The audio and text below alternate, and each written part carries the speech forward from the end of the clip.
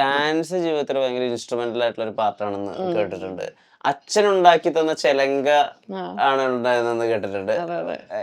എന്താണ്, എങ്ങനെയാണ് ഡാൻസോട് ഇത്രമാത്രം അടുപ്പം വന്നത്? അതായത് ഇപ്പൊ ആളുകളൊക്കെ ഡാൻസ് ചെയ്യും, പക്ഷെ ഒരു പോയിന്റ് കഴിയുമ്പോൾ ചിലപ്പോ അത് അവസാനിപ്പിക്കും. അതായത് ആക്ടറാണ്, ഫുൾ ടൈം ആക്ടർ ആണെങ്കിൽ ഡാൻസിന്റെ പാഷൻ കൊണ്ടുപോകുന്ന ആളുകൾ അങ്ങനെ വളരെ ചുരുക്കമല്ലേ ഉള്ളൂ. ഇപ്പം ശോഭന മാം സത്യം പറഞ്ഞാൽ ഒരു ഫുൾ ടൈം ഡാൻസറും പാർട്ട് ടൈം ആക്ടറും ഒക്കെ മാറിയിരിക്കണം. അല്ലെങ്കിൽ ഫുൾ ടൈം ആക്ടർ ആയിട്ടുള്ള ആളുകൾ ഡാൻസിൽ പേഴ്സ് ചെയ്യുന്ന വളരെ കുറച്ചൊരു ഏരിയയിലേ ഉള്ളൂ.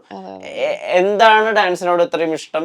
അതെങ്ങനെ ഇത്രയും കാലം ഇങ്ങനെ കൊണ്ടുപോകാൻ പറ്റുന്നത്? അതെന്റെ മനസ്സിലേക്ക് കൊണ്ടുവന്ന് തന്നത് എന്റെ അച്ഛനും അമ്മയും തന്നെയാണ്. കാരണം എനിക്ക് ഒരു മേ ബി നമ്മൾ ഒരു പാട്ട് കേൾക്കുമ്പോൾ കിടന്ന് തുള്ളുകയൊക്കെ ചെയ്യുമായിരുന്നു. മറ്റേ ഈ പാട്ടില്ലേ, കടലിനക്കരെ പോണോരെ, അത് മമ്മി ഡാഡി എപ്പോഴും പറയും ആ പാട്ട് പാടിയിട്ട് ഭയങ്കര ഡാൻസ് ആണെന്ന്. ഞാൻ ആ പാട്ട് കേൾക്കുമ്പോൾ ഭയങ്കര തുള്ളലായിരുന്നു, ചെറിയ കുഞ്ഞായിരുന്നു. അപ്പം അങ്ങനെ ഉള്ളിലൊരു വാസന ഉണ്ടെന്ന് തോന്നിയിട്ടുണ്ടായിരിക്കണം. അങ്ങനെയാണ് കൊണ്ടുപോയി എന്നെ ഡാൻസ് പഠിപ്പിക്കാൻ ചേർക്കുന്നത്. മമ്മി പാട്ട് പാടും, ഡാൻസ് ചെയ്യുമായിരുന്നു.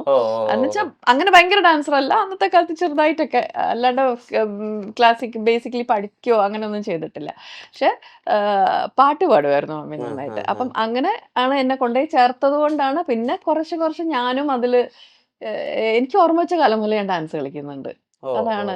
പിന്നെ സരസ്വതി ടീച്ചർ അടുത്ത്, MT സാറിന്റെ വൈഫ് സരസ്വതി ടീച്ചർ, കലാമണ്ഡലം ക്ഷേമാവതി. എൻ്റെ ഫസ്റ്റ് മാസ്റ്റർ പേര് എനിക്കൊന്ന് കേളപ്പൻ മാസ്റ്റർ, ശശി മാഷ്, ഇവരൊക്കെ എൻ്റെ കുഞ്ഞുകാലത്തുണ്ടായിരുന്ന മാഷുമാരാണ്.